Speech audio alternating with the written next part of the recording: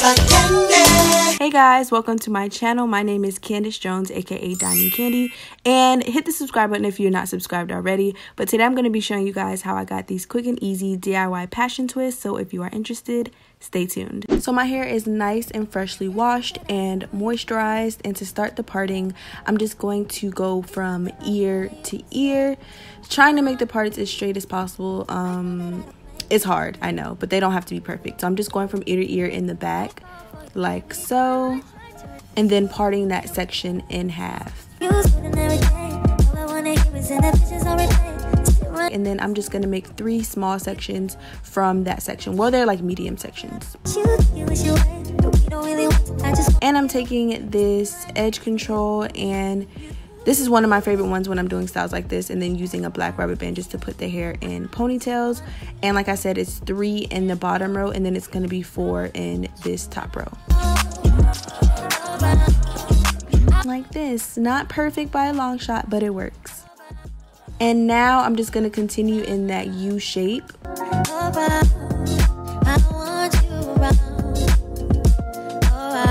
And tie those up in ponytails as well.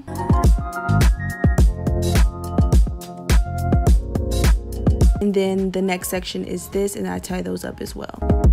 So now for the top portion, I'm going to part my hair down the middle and part each side section into halves, basically, and just do the same parting method that I did in the back. Just straight down as much as possible and about medium size sections. So this is what that side is looking like, and then I'm going to do the same thing on the other side.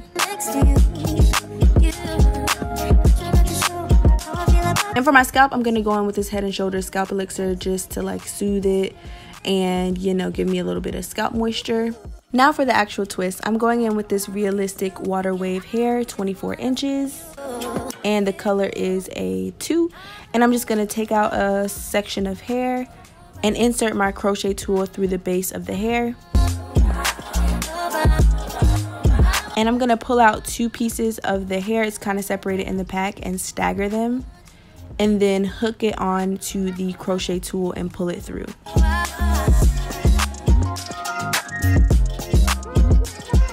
And then I'm going to pull one side of that section of hair through the hoop that it created. You guys could probably understand better by looking at it.